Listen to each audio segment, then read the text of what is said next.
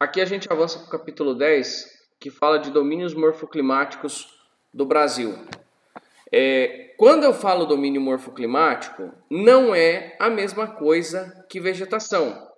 Embora, olha isso, ó, Brasil, nós vamos ter aqui climas, certo? Aí ele vai mostrar aqui os tipos.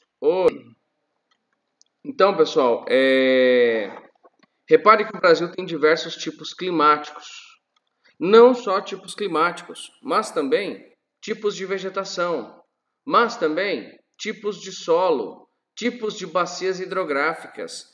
Então, de acordo com estas características naturais, nós vamos ter tipos de domínios morfoclimáticos variados no Brasil.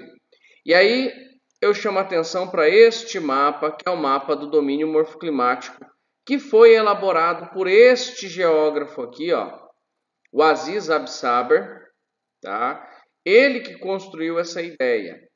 Eu queria que vocês reparassem essa cor amarelinho, ó, esse amarelinho bem clarinho. O que é isso aqui, ó?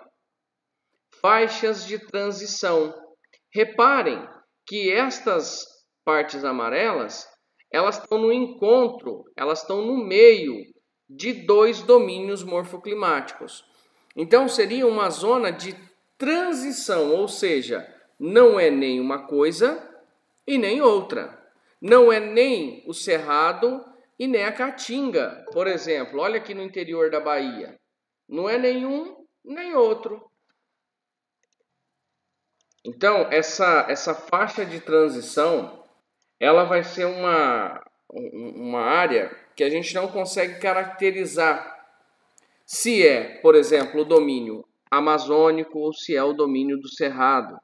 E quando eu falo aqui de amazônico, de Cerrado, de Caatinga, de mares de morros, olha que interessante os mares de morros. Tem bastante pergunta sobre esse domínio aqui.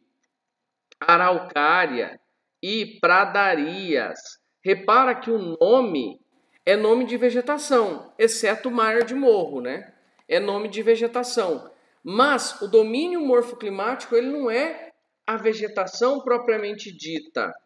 Olha o que ele diz aqui, ó. A variedade de paisagens naturais do Brasil motivou aprofundados estudos do geógrafo brasileiro Aziz Absaber, que culminaram na classificação de 6 domínios morfoclimáticos e de faixa de transição situadas entre esses domínios. Absaber considerou a contribuição de vários elementos físicos, em especial o clima, as formas de relevo, as vegetações, né, para caracterizar o que é um domínio morfoclimático. Então entenda o seguinte, quando ele diz lá Amazônia, domínio amazônico, por exemplo, ele não está levando em consideração somente a vegetação.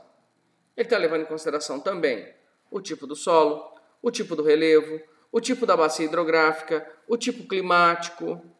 Aí ele aglomera isso tudo. E no meio, né, olha lá, 1, 2, 3, 4, 5, 6. 6 domínios. E tem um último aqui, que seria a faixa de transição. Não é um nem outro. Que região é essa daqui do Mato Grosso do Sul, pessoal? Abre o microfone e fala para mim, quem souber. Que região é essa aqui?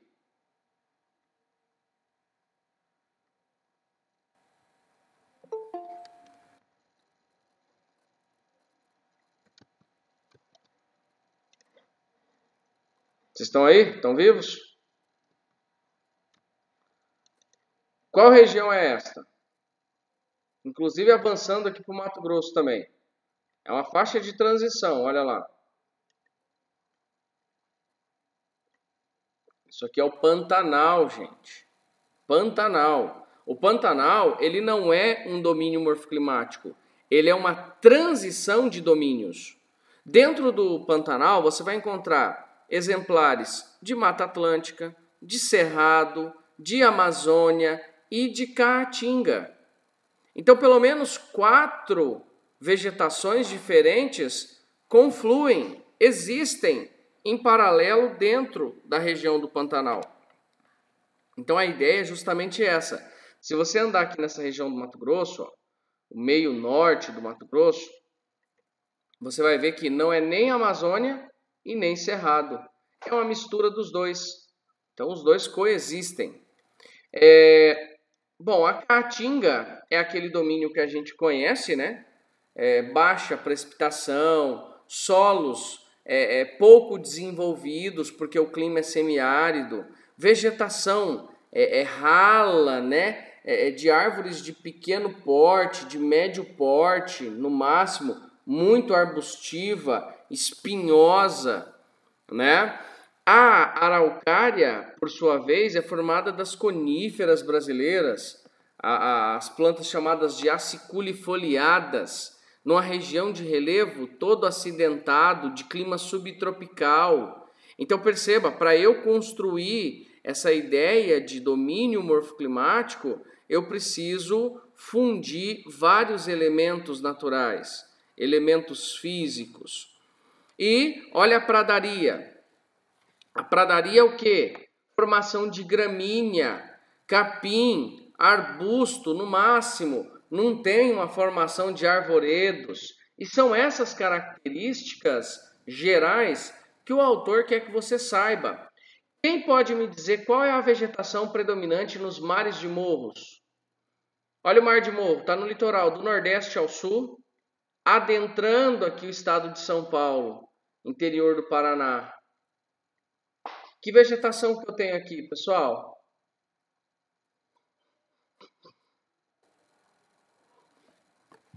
Ninguém? Vegetação da Mata Atlântica. Lembra? O litoral brasileiro é de Mata Atlântica. Tanto é que a Mata Atlântica é um dos biomas mais devastados no Brasil. Aí, a nossa apostila ela vai trazer aqui um geral de cada domínio. Domínio amazônico é o mais extenso de todos, né? Não é exclusivo do Brasil. Ela avança também sobre outros 7 países sul-americanos. Olha aqui, este mapa.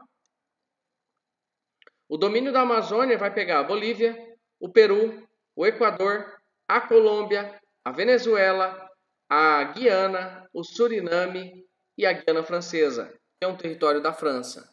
Além disso, olha onde que ela vem. Ela pega todo o Mato Grosso, em termos de Amazônia legal.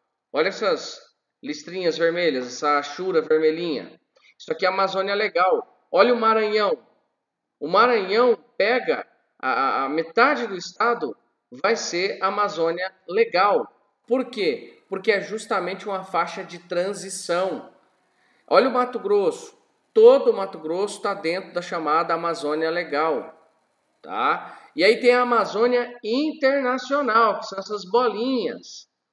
Inclusive, gente, olha lá, pegando Goiás. Goiás e a Bolívia inteira, praticamente, né? Aí nós vamos ter o Cerrado, olha lá.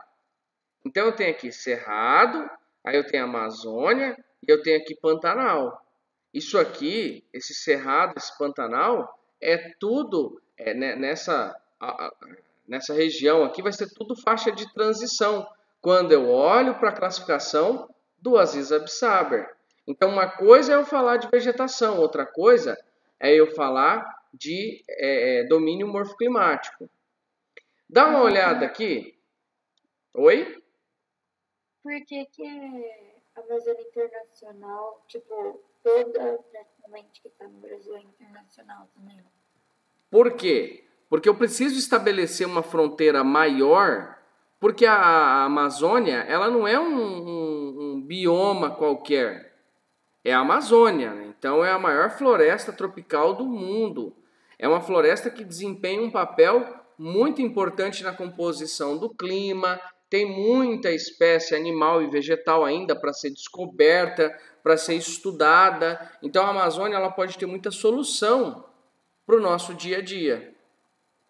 Por isso, quando eu estabeleço uma Amazônia internacional maior, eu expando ela, por exemplo, para Goiás, as leis ambientais que vão sendo criadas dentro do país, elas vêm de encontro à defesa desse bioma, que não é um bioma qualquer. Entendeu?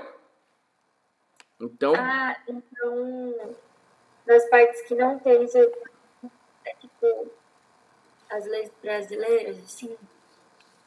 Isso, na verdade, assim, é porque todo mundo sabe que o pessoal lá de fora acaba interferindo muito no Brasil pela questão da Amazônia.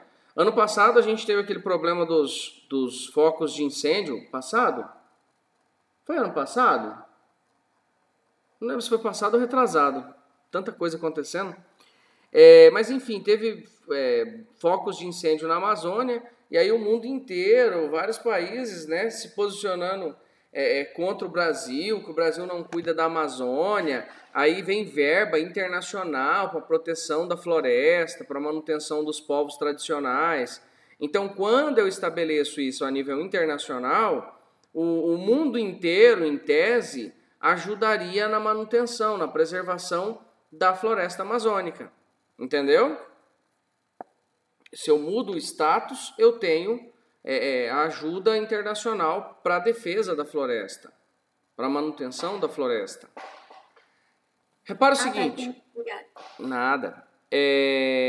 Aqui nós temos um desenho, ó. Tá mostrando ali mata de terra firme, várzea e igapó. Parece que a Amazônia é uma coisa só, né? Tudo igualzinha. Mas não. Olha como que ela é. A mata de terra firme é onde tem as árvores mais densas, as maiores. E ela nunca fica inundada. Olha lá. Árvores enormes. A de várzea, reparem que tem aqui o nível do rio, ó, durante a enchente. Então, quando tem enchente, deixa eu aceitar aqui. Quando tem enchente na Amazônia, período das chuvas intensas, o nível do rio aumenta. Então, olha onde ele virá. Aqui na mata de várzea. Então, em alguns momentos do ano, essa mata de várzea vai ficar alagada. E, por último, a de igapó. Olha como que ela é. Dentro da água. Inclusive, vamos pegar aqui uma foto da mata de igapó. Vocês já viram isso daqui. É só para relembrar. Olha isso, pessoal. As árvores, elas ficam dentro da água. O tempo todo, ó. É área alagável, é área da planície amazônica. Só que nem toda a Amazônia é alagada, é feita de planície. Na verdade, a menor parte da floresta amazônica tem essa configuração. Isso aqui é o que nós chamaríamos de mata de igapó, a mata que fica sempre coberta. Alguma dúvida até aqui? Não? Bem, então, as 3 composições da floresta.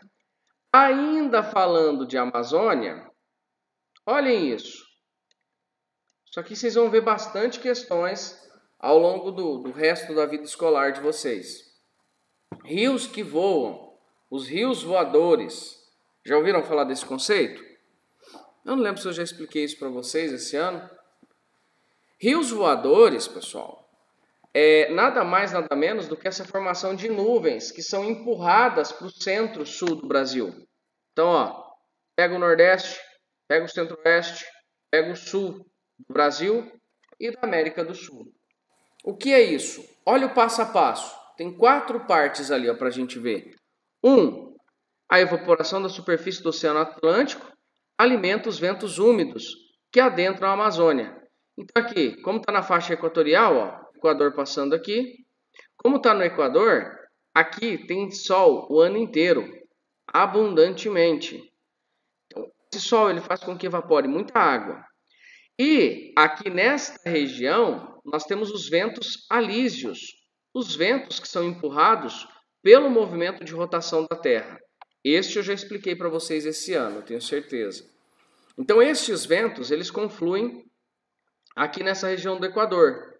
E aí empurra essa umidade que evapora do Oceano Atlântico para dentro da Amazônia.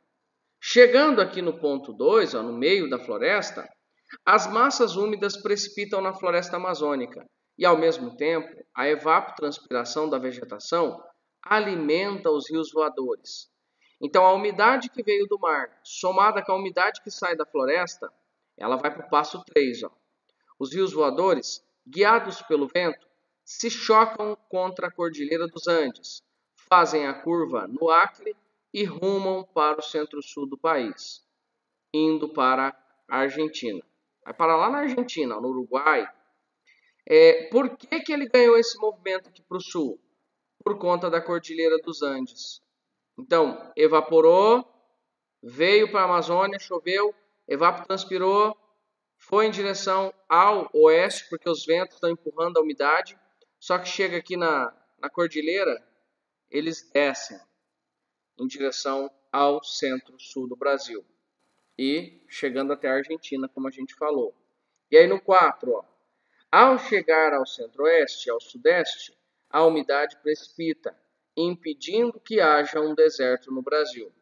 Nesta mesma área tropical do planeta, há desertos em todos os continentes, como o Saara, da Namíbia, da Austrália. Vamos pegar aqui para vocês verem? Aqui era para ser deserto, o autor está falando, essa região. Mas graças ao rio voador, não há um deserto em formação. Vamos pegar aqui, mapa de desertos do mundo.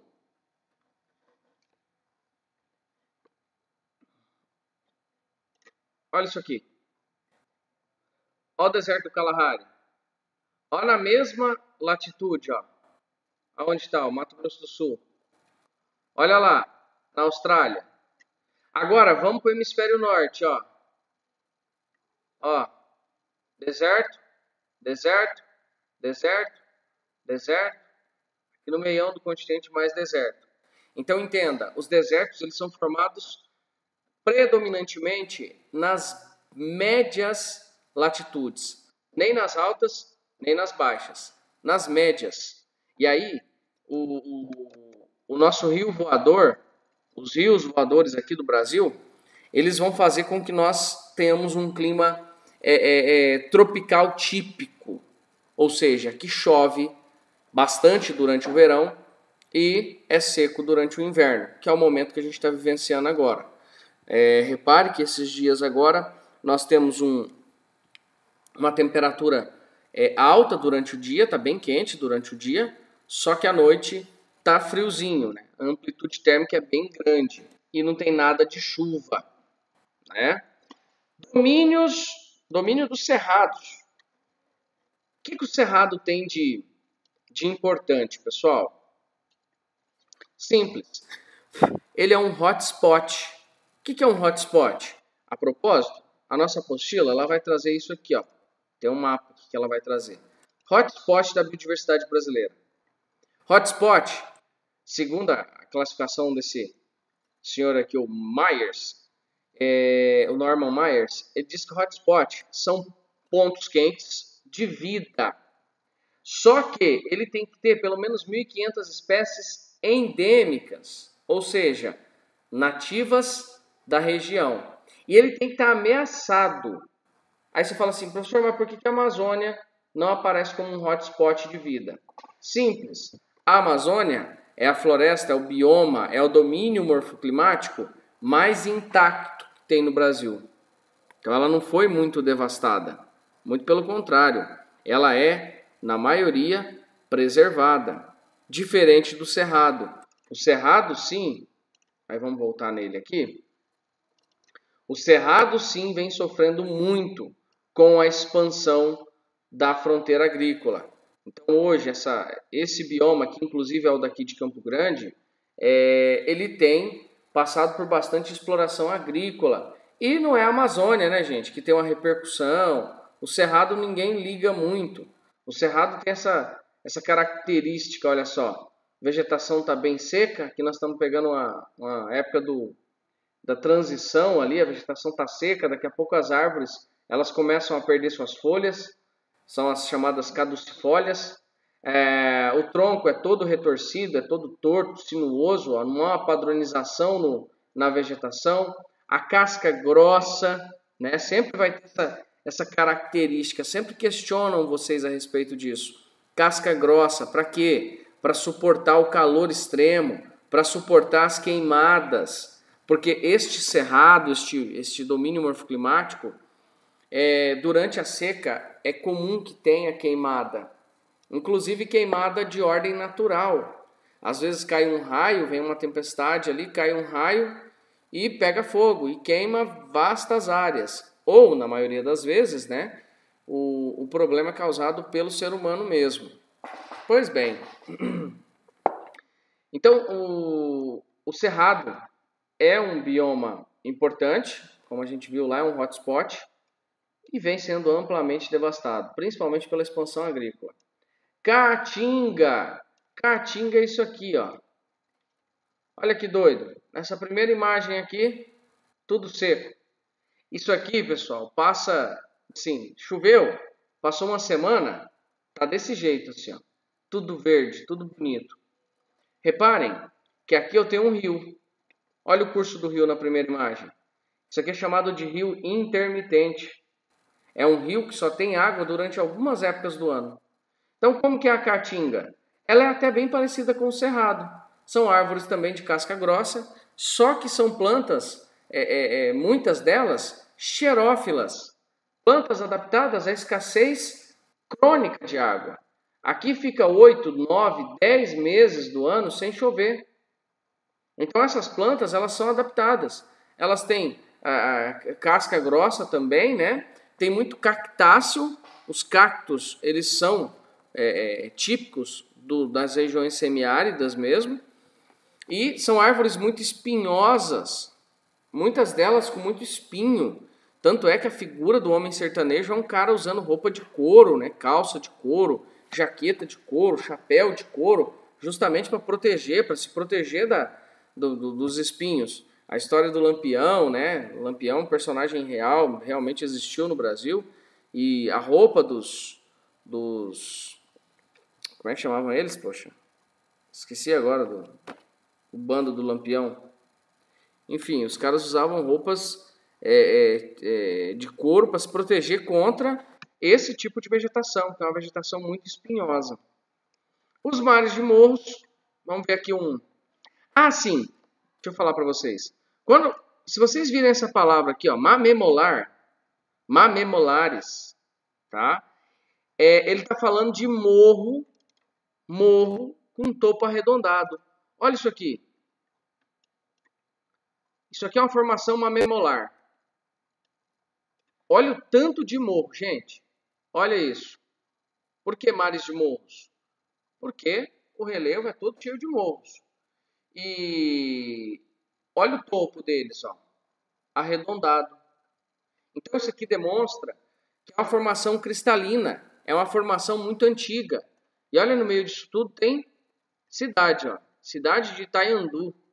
Alto da Serra Fina, na Serra da Mantiqueira. Serra da Mantiqueira bem conhecida, né, pelos cultivos do café. Já foi um dos maiores centros econômicos do país.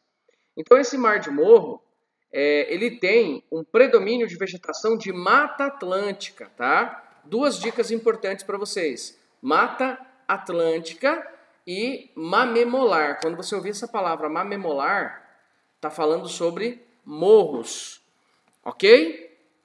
Bom, estes são os domínios tropicais. Agora, olha os subtropicais. Vai ter o das araucárias. Esta árvore aqui, ó, é uma árvore muito nobre. Então, quando houve o processo lá inicial de ocupação da região sul, ali Paraná, Santa Catarina, Rio Grande do Sul, quando o pessoal começou a ocupar, eles exploraram bastante essa madeira. Tiraram muito essa madeira. Por quê? Porque é uma madeira de alto valor agregado. É uma madeira muito versátil. Dá para você construir casa, dá para você construir cerca, dá para você construir currais, mangueiro, né? Dá para você construir uma série de coisas. E aí, essa vegetação da araucária é a mais devastada do Brasil. Há estudos que dizem que original só resta 2% da floresta, tá? Então está na região sul, principalmente no estado do Paraná. Domínio de pradarias. Opa. Domínio de pradarias. Olha o que é a pradaria. Capim, gramínea, tá? Isso aqui é nativo. Inclusive, é por isso que o Rio Grande do Sul se tornou um estado de tamanha importância para o Brasil durante o século XIX, a ponto de se fazer uma guerra. O sul do Brasil fez uma guerra contra o governo, a chamada Guerra da Farroupilha. Por quê? Porque o Brasil começou a permitir que a carne uruguaia, né, o charque do Uruguai, entrasse no país reduzindo o imposto. Então ficaria uma concorrência com o produto brasileiro. E aí os sulistas não gostaram. E eles tentaram tornar o Sul uma região independente. Na verdade, até hoje existe ainda esse movimento. É chamado de Sul Meu País. Os caras viram e mexem e levantam a hashtag na internet. Eles falam de tornar o Rio Grande do Sul um país próprio, né? E aí, por que o desenvolvimento da pecuária? Porque olha essa vegetação típica, ela é propícia à criação de gado. Capim, gratuito. Olha só, tá posto aí. É só chegar, soltar o gado e já era. Faixas de transição. Olha a Mata dos Cocais. Isso aqui você aprende lá no 7º ano. Mata dos Cocais é onde vai ter o predomínio de coqueiros, tá? Isso aqui é o babaçu, no caso. Babaçu. Isso aqui é entre a Amazônia e a Caatinga. Você estuda lá no 7º ano sobre a zona da mata, sobre o agreste, o sertão e o meio norte, ou Mata dos Cocais, que é a transição da Amazônia para a Caatinga. Ok? Paisagens de exceção. Olha só. As paisagens de exceção definidas por Absaber são ecossistemas únicos, os quais possuem características peculiares que se diferenciam dos demais, dos domínios morfoclimáticos anteriormente caracterizados. O Pantanal mato-grossense e o litoral brasileiro são, entre outras, paisagens de exceção no Brasil, que se destacam devido à sua complexidade e sua extensão, respectivamente. Esse aqui, ó, Pantanal, gente. A gente não dá muita atenção, né, para o nosso Pantanal sul-mato-grossense, porque ele está aqui, né? Então, o santo de casa não faz milagre. Mas é um bioma, não é nem um bioma, né? É uma faixa de transição fantástica. Devido ao grande número de estudos que se desenvolve dentro do Pantanal, hoje o Pantanal já pode ser caracterizado como um bioma. Por quê? Porque ele tem tanto estudo, ele é tão característico, ele é tão diferenciado dos demais, que não é errado chamar ele de bioma, não. Bom, aí ele vai falar aqui do litoral, ó. Olha lá. Como é que chama isso aqui? Esse tipo de formação, de vegetação, ó. Isso aqui. Ó, duna. Aí tem umas partes que você vai na praia. Deixa eu mostrar aqui para vocês. Quando você vai na praia, aí você sai daquela parte de areia, aí começa a nascer capinzinho, vegetação. Isso aqui, ó. Alguém já observou isso na praia? Esse tipo de vegetação, ó. Não é uma gramínea, não tem um negócio bem definido, ó. Arbustos, né, árvores de pequeno porte. Olha isso. Isso tudo é chamado de restinga. É uma vegetação de transição, na verdade, entre o mar e a terra. Então, esse tipo de vegetação litorânea, pelo Código Florestal Brasileiro, pela Lei Ambiental Brasileira, ele não pode ser retirado, ele não pode ser devastado. Nem a restinga, nem o manguezal, nem as áreas de dunas, tá? Isso aqui é área de preservação permanente. O que é o mangue? Mangue é onde os caras extraem aqueles caranguejos.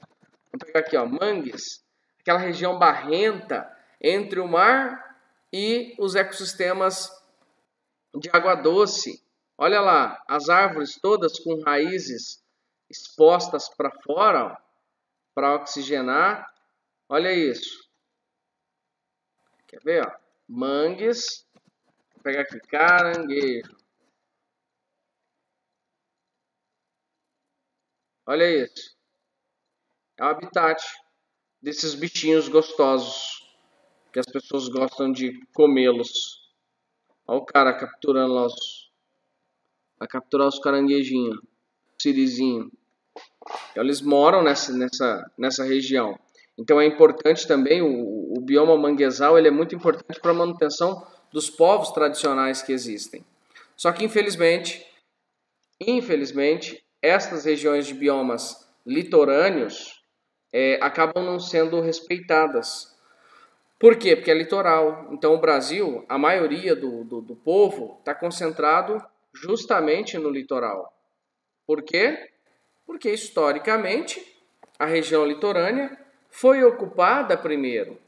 Então as pessoas foram morar primeiro no litoral, as primeiras cidades surgiram no litoral e a gente sabe que hoje no Brasil existe um déficit habitacional muito grande. Falta casa para o povo. Nem todo mundo tem casa. E aí acaba que as pessoas vão morar nessa região de mangue. Vamos colocar aqui, ó, favelas. Vamos ver o que a gente acha. Olha isso, pessoal. Isso aqui é mangue. Olha, cheio de água. Como que é o solo do manguezal? Ó? Ele é um solo sempre úmido, argiloso. Então a água não vai infiltrar. Olha isso. Isso é área de mangue.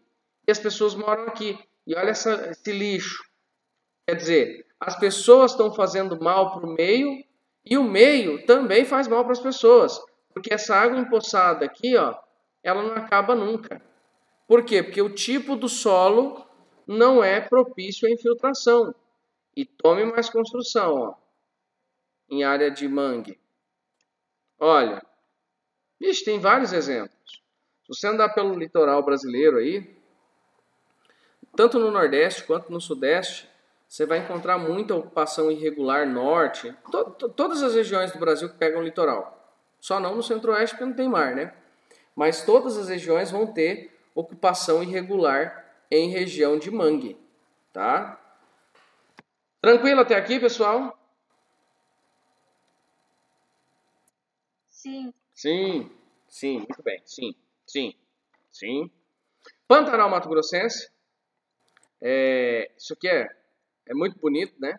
A gente vai no Pantanal, quem nunca foi, vai, cara. Vai porque o Pantanal é fantástico. Você fala assim, cara, será que é tão bonito igual você vê na televisão? É mais bonito ainda. Particularmente eu acho que é mais bonito ainda. Isso aqui é durante a cheia. Então, isso aqui fica inundado de água. E aí, durante esse período de cheia, os fazendeiros eles têm que tocar o gado para a região mais alta. Então, assim, o Pantanal ele fica irreconhecível. Você vai nas fazendas durante o período da seca, você chega de carro. Tem época do ano, cara, que você só consegue chegar ou de barco ou de avião. E aí a sede da fazenda sempre fica na parte mais alta. Quem não é da região do Pantanal tem dificuldade de se locomover dentro dessa área. Bom, aqui os hotspots que eu falei para vocês já, os brasileiros, Cerrado, Mata Atlântica, tem mais espalhados aí pelo mundo, né? Europa, África, Ásia, todos têm. Oceania, Só não Antártida, né? Porque não tem nem gente direito. Então é isso, pessoal. Este capítulo aqui abordou o quê? Olha lá. Relações mútuas entre clima e vegetações brasileiras. Não só clima e vegetação, né? Nós falamos também das bacias hidrográficas, que influenciam na composição do domínio morfoclimático, no tipo do solo, no tipo do relevo. Domínios morfoclimáticos e faixas de transição do Brasil. Conhecemos os domínios. Vamos relembrar quais são? Você consegue falar de cabeça para mim? Ó, vamos do norte para o sul, do maior. Domínio amazônico, do cerrado, da caatinga, das araucárias, dos mares de morros na região litorânea, das pradarias. E aí, 6, né? Tem mais um que seriam as faixas de transição, tá? Lembra que não é nenhum nem outro. É uma mistura de 2 ou mais tipos de vegetação. E sobre os hotspots da biodiversidade. Para ser hotspot, ele precisa de ter pelo menos 1.500 espécies endêmicas, ou seja, nativas da região, que só encontra nessa região, e precisa estar ameaçado de extinção, de depredação, como o cerrado brasileiro. Ok? Então eu encerro a gravação por aqui.